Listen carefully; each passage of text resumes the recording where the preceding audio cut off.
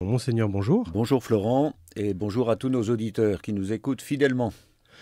Alors Monseigneur, cette semaine, nous allons parler d'actualité, puisque si on fait un peu un tour de France, on se rend compte que dans la plupart des diocèses, l'interdiction temporaire de célébration en public a suscité pas mal de réactions, et notamment un certain nombre de manifestations, certaines menées, on va dire, de bonne foi et dans la paix par des diocésains, des pratiquants réguliers, d'autres menées par des groupuscules un petit peu plus à la marge, et dans tous les cas, beaucoup de douleur pour beaucoup de catholiques de se voir à nouveau privés de la communion, au point que certaines expressions ont pu mettre au jour une mauvaise compréhension finalement de ce qu'est l'Église, de ce qu'est un évêque, de ce qu'est l'Eucharistie, des questions de j'y ai droit, j'y ai pas droit, je veux, j'exige, rendez-nous la messe, etc.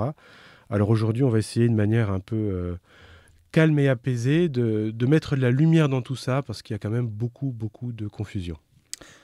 Oui, je pense que c'est bien de rappeler déjà le contexte dans lequel nous nous trouvons, ce confinement sanitaire qui est valable pour tous les citoyens français, sans exception, même si certaines activités, bien sûr, se poursuivent, y compris professionnellement pour un bon nombre d'entre nous. La célébration publique des cultes est pour l'instant impossible dans les églises, et un dialogue s'était instauré avec les autorités de l'État. Il a semblé bon à la conférence des évêques de déposer, comme d'autres l'ont fait aussi, un référé liberté devant le Conseil d'État pour contester cette interdiction de la célébration publique des cultes. Ça, c'était au début du mois de novembre. Le juge des référés du Conseil d'État a estimé que le gouvernement était dans son droit de maintenir cette interdiction, mais il a demandé que le dialogue soit poursuivi et même approfondi. C'est ce qui a été fait il y a quelques jours, au début de semaine, avec le Premier ministre et le ministre de l'Intérieur et tous les représentants des différents cultes. Il est ressorti de cette rencontre une perspective pour le 1er décembre d'une réouverture aux célébrations publiques du culte selon un protocole sanitaire qui doit être précisé et faire l'objet d'un accord, mais qui, je pense, ressemblera dans les grandes lignes à ce que nous vivons depuis 8 mois. Même si la conférence des évêques a proposé que le nombre de personnes pouvant assister à l'office dans l'Église soit défini par la taille de l'Église et le nombre de places assises plutôt qu'un forfait. Alors, cette situation demande de la patience encore pendant 2 semaines, jusqu'au 1er décembre, et effectivement, c'est apprécié de façon bien différente. Moi-même, comme évêque, je suis le pasteur de tous. Et je comprends que des personnes puissent contester.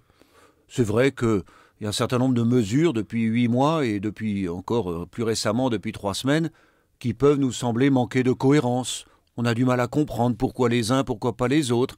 Et puis il y a cette question de la liberté du culte, qui est inscrite dans notre Constitution. L'État doit garantir la liberté du culte. Oui, l'État est laïque, il n'y a pas de religion d'État, mais l'État s'engage à ce que chaque religion puisse vivre et exercer son culte. Et tous les citoyens, par le fait même. Donc je comprends qu'il y ait cette impatience. Je comprends aussi, bien sûr, le fait que l'Eucharistie, si l'évêque n'y croyait pas, alors que pourrions-nous en penser, que l'Eucharistie est vraiment un sacrement essentiel, source et sommet de toute la vie chrétienne, comme le disaient les pères du Concile Vatican II. Pour autant, pour moi, il est important de comprendre que c'est un don de Dieu d'abord, avant d'être un dû, quelque chose à quoi on a droit, mais d'abord un don, c'est le don de l'amour de Dieu. Donc je comprends cette souffrance qui est exprimée dans cette épreuve, dans cette privation imposée, et en même temps, j'essaye du coup de dialoguer avec les uns et les autres, d'être attentif à tous. Je crois que nous pouvons être d'accord pour l'essentiel sur le fond des questions que je viens de poser. Après, sur la forme, dans les expressions, ça peut être un petit peu différent. Il y a sur les réseaux sociaux ce qu'on appelle le point Godwin, c'est-à-dire plus une conversation dure, plus il y a de chances qu'à un moment donné, quelqu'un fasse la comparaison avec la Seconde Guerre mondiale, hein, les heures les plus sombres, etc. J'aurais pas aimé vous connaître en 40. Enfin, on voit ça encore avec des commentaires sur une journaliste de quotidien qui a fait un reportage sur une manifestation pour le retour de la messe et qui est allé dénoncer au commissaire des gens qui priaient pour voir s'il allait les arrêter. Alors tout de suite sur les réseaux sociaux, elle est comparée à la milice, etc. Et alors chez nous, il semblerait qu'on ait notre point Godwin, c'est que tout de suite, on invoque, pour parler de la situation, dans certains modes d'expression un peu outranciers, on invoque la terreur et la persécution. Qu'est-ce que vous pensez de ces mots-là? Oui, j'ai entendu et j'ai lu cela. Je crois que ces analogies ou ces comparaisons sont abusives, excessives. Je ne nie pas l'histoire de France. On sait ce qui s'est passé pendant la terreur révolutionnaire. On sait le nombre de chrétiens, de catholiques, de prêtres qui ont été arrêtés, poursuivis, martyrisés à cette époque-là. Nous savons aussi qu'à travers le monde, et c'est encore vrai aujourd'hui, des chrétiens ne peuvent pas vivre leur foi, ne peuvent pas aller à la messe, ne peuvent pas communier. Ils sont menacés, ils sont poursuivis, ils sont mis en prison, ils sont exécutés, ils sont assassinés. Et la persécution des chrétiens date des tout premiers siècles. Jésus, d'ailleurs, a été comme le premier modèle, première figure de cette persécution, mis à mort parce qu'il prêchait la charité et le pardon, la miséricorde.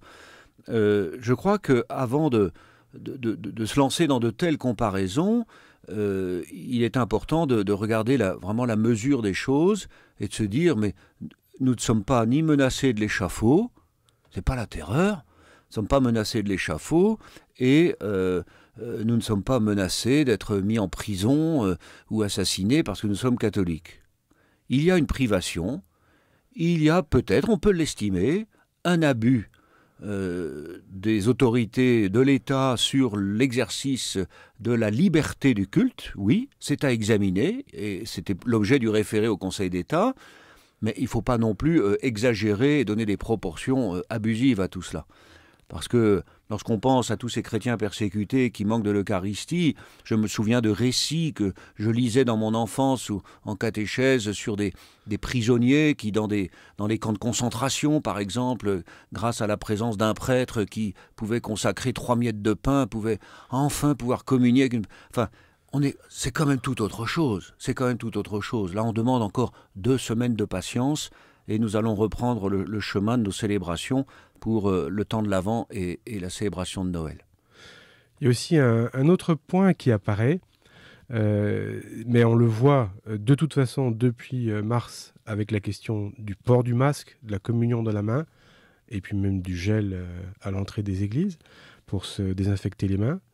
C'est le rapport à l'autorité. C'est-à-dire qu'il y a une certaine forme d'esprit, on va dire, moderne, pour le coup, de l'époque, qui consiste à remettre en cause toute forme d'autorité, de la plus simple à la plus complexe, du curé à l'évêque jusqu'à l'État. Et puis, on n'obéit pas tout simplement, tout en se fantasmant comme étant quelqu'un de très droit et de très obéissant, alors qu'on est incapable d'obéir, on est incapable de faire confiance, parce que finalement, une expression aussi qui ressort dans certains propos outranciers, c'est le manque de confiance dans les pasteurs et dans les autorités. C'est de dire tout le monde se trompe sauf moi. Oui, nous assistons à cela. Et alors tout d'abord, je trouve ça donne un peu un spectacle triste de dispute entre les fidèles, entre les membres de l'Église, et surtout lorsqu'on en vient à cibler tel ou tel curé ou évêque, ça c'est un bon évêque, ça c'est un mauvais évêque, etc.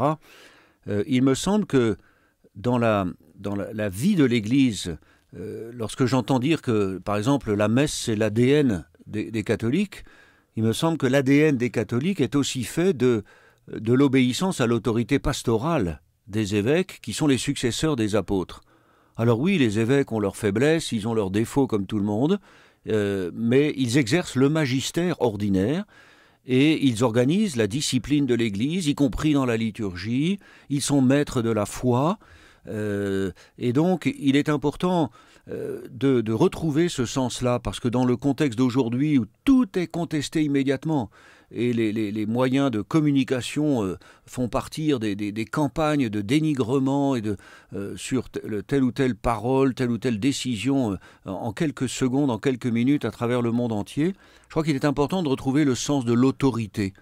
L'autorité, c'est pas de l'autoritarisme, c'est pas un abus de pouvoir, c'est simplement que chacun, dans le cadre de la responsabilité qui lui est confiée, doit assumer cette responsabilité, prendre des décisions pas toujours faciles, les assumer, et aider chacun à les mettre en application. Donc c'est vrai aussi dans la vie de l'Église. Je crois que ce serait se mettre finalement hors tradition. Hors tradition, j'emploie ce mot exprès, que de ne pas se montrer suffisamment docile et obéissant envers l'autorité de l'Église qui est développée et assumée par l'évêque. Alors je ne dis pas ça parce que je suis l'évêque. J'ai pas envie que c'est pas histoire que tout le monde vienne me faire allégeance et obéissance comme cela de façon aveugle, mais dialoguons au moins. Dialoguons, rencontrons-nous, débattons, discutons, avant de se jeter des anathèmes qui font plus de mal à l'Église qu'autre chose. Oui, parce que la sagesse traditionnelle, c'est quand même de dire qu'on ne peut pas prétendre obéir à Dieu qu'on ne voit pas si on n'obéit pas à son ordinaire. Quel que soit son ordinaire, quel que soit son chef, son père, sa mère, son patron. Oui, toute la vie de l'Église est organisée, c'est le mystère de l'incarnation, sur des médiations. Jésus est le médiateur entre Dieu le Père et nous. Il fait le lien, il relie l'humanité à la divinité. De même, tout ce que nous connaissons de Dieu, tout ce que nous recevons de Dieu dans son enseignement, dans sa vie, c'est par des médiations. Il y a la médiation des sacrements, il y a la médiation de l'Église, il y a la médiation du ministère apostolique, etc. Donc, c'est toujours cela qu'il faut essayer de comprendre, et chacun n'est pas connecté comme cela avec l'autorité suprême et divine en plus, au-dessus de ces médiations qui font partie du mystère de l'Église, une communauté de croyants, bien sûr, d'institutions divines, corps mystique du Christ, mais en même temps faite d'hommes et de femmes qui chacun essaie de leur mieux de répondre à l'exigence évangélique. Alors pour terminer, peut-être un petit mot donc pour tous ceux qui nous écoutent, qui sont pour l'instant privés de communion, pour l'état d'esprit à avoir, comment aborder les jours et les semaines qui viennent. Alors je voudrais dire déjà à ceux qui ne se sentent pas privés de communion que j'espère qu'ils vont le devenir. Parce qu'il est important de ne pas s'enfermer devant son écran de télévision ou d'ordinateur et se contenter de la messe en vidéo. Dès que l'accès aux églises va être possible, j'invite chacun à s'y rassembler, selon les normes sanitaires en vigueur. Il faut que nous exercions cet appétit, cette faim de l'Eucharistie, qui construit l'Église et qui nous permet d'être en communion avec le Christ Jésus. Deuxième point, j'invite à la patience. Encore quelques jours, les évêques ont fait le choix de la concertation plutôt que de la confrontation. N'entrons pas en guerre, ce n'est pas le moment, franchement, vu tout le poids de douleur et d'inquiétude qui existe. Patientons quelque peu, alors prions chacun, il y a des liturgies domestiques qui sont possibles, on peut se nourrir de tas d'autres choses, même si bien sûr la messe reste la perspective pour nous tous. Et puis nous allons pouvoir vivre ensemble de façon bien particulière cette année, le temps de l'Avent pour monter jusqu'à Noël. Et je réunis aujourd'hui même tous les prêtres actifs en paroisse pour travailler avec eux sur ces perspectives. Nous allons nous projeter, surtout pour la nuit de Noël, et voir comment, avec des restrictions d'accueil, nous allons pouvoir permettre à chacun de venir célébrer la nativité du Seigneur. Dieu avec nous, c'est bien ça l'essentiel. Monseigneur, je vous remercie. On ne manquera pas d'inviter tous les baptisés à prier pour vous, pour tous nos pasteurs, pour toute l'Église, pour la paix et la communion entre nous. Merci.